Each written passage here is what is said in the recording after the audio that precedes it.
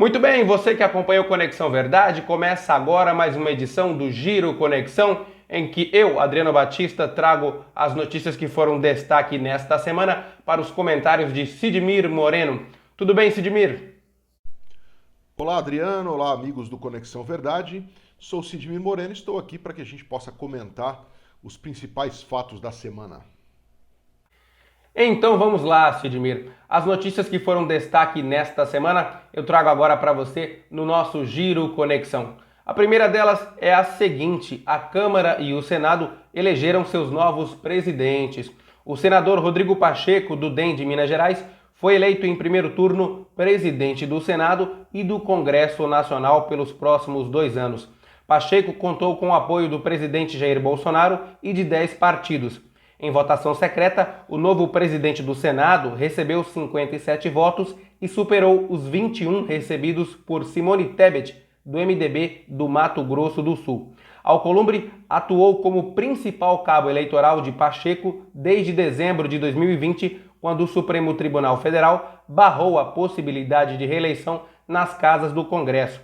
Na Câmara dos Deputados, Arthur Lira venceu em primeiro turno a eleição para a presidência da casa. O deputado, que é do PP do Alagoas, foi apoiado pelo presidente Jair Bolsonaro e formalmente por 11 partidos. Recebeu 302 votos para ocupar o cargo pelos próximos 2 anos. Sidmir Moreno, qual a sua avaliação sobre os novos presidentes da Câmara e do Senado? Muito bem, Adriano. O primeiro comentário que eu tenho que fazer é, mais uma vez, a minha indignação. Pois essa disputa começou em dezembro, começou um pouco antes, mas em dezembro houve um embate em que Davi Alcolumbre, presidente do Senado, e o então também presidente da Câmara dos Deputados, Rodrigo Maia, foram ao STF tentar a reeleição, algo que não está previsto na Constituição.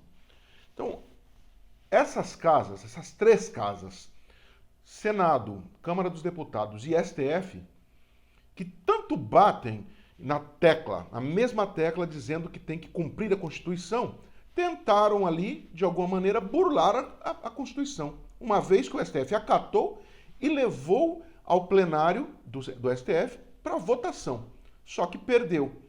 Essa votação perdeu e eles não puderam se reeleger. Então fica aí a minha indignação e a minha pergunta. Com a reeleição de Maia e Alcolumbre, que vantagem o Brasil leva? Ou seja, cadê a representatividade do povo nessa situação?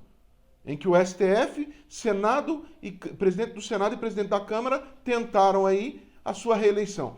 Qual que é a vantagem que o Brasil leva? Em segundo passo, agora eu quero comentar a eleição desses dois presidentes, desses novos presidentes, o Pacheco no Senado e o Lira na Câmara dos Deputados. O que eu espero, eu não vou nem comentar, o que eu espero sim é que tudo aquilo que seja de interesse do povo brasileiro e do crescimento do nosso país seja levado em votação e seja votado o mais rápido possível, pois o Brasil não pode mais esperar.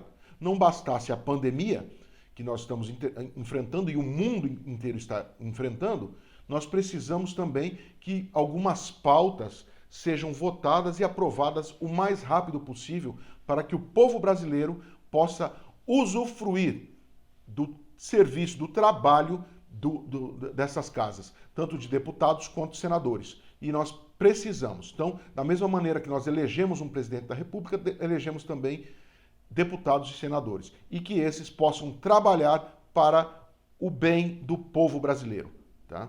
Pois quem paga os vossos salários é o povo brasileiro. Então, o que nós esperamos aí é a isenção deles. E eu fiz algumas anotações aqui, né?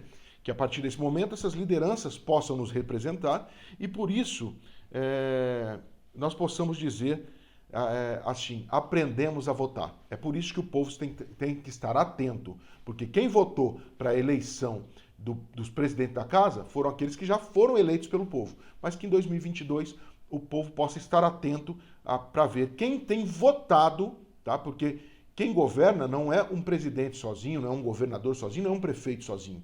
Tem aí o legislativo. No caso do municipal, os vereadores. No caso do estadual, os deputados estaduais, que os governadores dependem dele para aprovar as leis dentro do estado. E no caso do presidente da República, depende de deputados federais e senadores. Então, que o povo esteja atento na hora de votar para que seja bem representado. Então, 2022 está aí, que o povo aprenda a votar. Então, é por isso que a gente fala, aprenda a votar, porque são esses cidadãos que são eleitos deputados federais, estaduais ou vereadores ou senadores que votam as leis que vão reger o nosso país e que são do interesse do nosso povo. Então, estejam ligados e aprendam a votar, porque os deputados votaram conforme aquilo que acham necessário para o povo. Então, estão eleitos Pacheco e o Lira, Pacheco senador e Arthur Lira, presidente da Câmara dos Deputados. Então, que ambos possam nos representar e que a coisa ande agora, que possam votar leis, PECs e medidas provisórias que sejam necessárias para o crescimento do país. Fica aqui a minha opinião.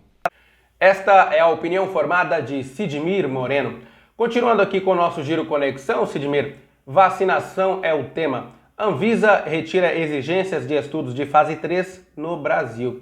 Sidmir, olha só, a Agência Nacional de Vigilância Sanitária, a Anvisa, retirou as exigências de estudos de fase 3 no Brasil para a aprovação de uso emergencial das vacinas contra a Covid-19. Nos casos em que isso ocorrer, a agência disse que o prazo de análise será de até 30 dias. A decisão pode facilitar a importação de imunizantes como o Sputnik V, a vacina da Rússia, e a vacina da Moderna, dos Estados Unidos. Ambas as vacinas têm estudos de fase 3 publicados em revistas científicas, mas conduzidos fora do Brasil. Após o anúncio, o Ministério da Saúde afirmou que se reuniria nesta sexta-feira, dia 5, com representantes do Instituto Russo Gamaleya, fabricante da Sputnik V, e do laboratório indiano Bharat Biotech, fornecedor da Covaxin, para negociar a compra de mais 30 milhões de doses. A expectativa do governo é ter acesso às vacinas ainda em fevereiro. A decisão da Anvisa e o anúncio do Ministério da Saúde acontecem depois da Sputnik V ganhar uma importante chancela da comunidade científica internacional que a vinha tratando com ceticismo. Resultados preliminares de um ensaio com 20 mil participantes, publicados na conceituada revista médica The Lancet, mostram que 2 doses do imunizante russo têm 92% de eficácia contra a Covid-19. Sidmir Moreno, qual a sua avaliação dessa retirada de exigências por parte da Anvisa? Adriano, essa discussão ela não nasceu agora. Essa discussão nasceu lá atrás quando o Instituto Butantan, no estado de São Paulo, e recebia o apoio de João Dória, o governador, apoiava a chinesa Sinovac.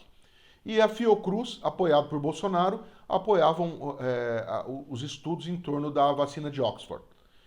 E a Sputnik V, a Sputnik V, como diz você, ela era uma vacina que foi uma das últimas a saírem, ou pelo menos que ganhou notoriedade por último.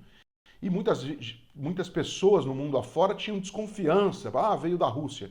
A realidade é que ela tem se mostrado uma das mais eficazes, com 92% de eficácia, e isso é muito relevante e muito maior que as outras duas que já são aplicadas e usadas no Brasil. Então, a Anvisa se sente no conforto, porque na prática a Sputnik tem se mostrado uma vacina muito eficaz mundo afora e tem a chancela da comunidade científica mundial, internacional, né?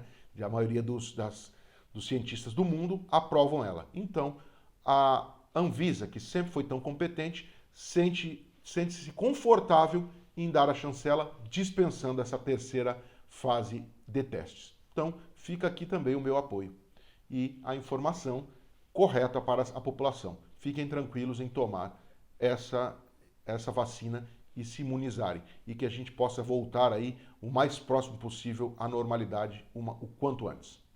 Fica aqui o meu apoio, mais uma vez eu digo. Este foi o comentário de Sidmir Moreno aqui no Giro Conexão. Indo agora para o último destaque, Sidmir. O ministro da Saúde depõe à Polícia Federal em inquérito no qual é investigado por crise sanitária do Amazonas. Sidmir, o ministro da Saúde, Eduardo Pazuello, começou a prestar depoimento no início da tarde desta quinta-feira à Polícia Federal, em Brasília, no inquérito que investiga a conduta dele em relação à crise sanitária no Amazonas. No depoimento, o ministro detalhou as ações realizadas no Amazonas e se colocou à disposição da Justiça. O inquérito foi aberto por determinação do ministro Ricardo Lewandowski, do Supremo Tribunal Federal, que atendeu a um pedido da Procuradoria-Geral da República. No pedido do inquérito, a Procuradoria-Geral da República argumentou que o Ministério da Saúde recebeu informações sobre um possível colapso do sistema de saúde na capital do Amazonas ainda em dezembro, mas só enviou representantes ao estado em janeiro deste ano. Ainda em janeiro, o sistema de saúde do estado entrou em colapso com a disparada dos casos de Covid-19. Sidmir Moreno, com a sua avaliação sobre esse inquérito que investiga o ministro da Saúde. Olha, amigos do Conexão Verdade, essa investigação é algo muito sério, pelo seguinte. O estado do Amazonas recebeu uma verba do chamado Orçamento de Guerra para combate à Covid-19 de algo em torno de 9 bilhões.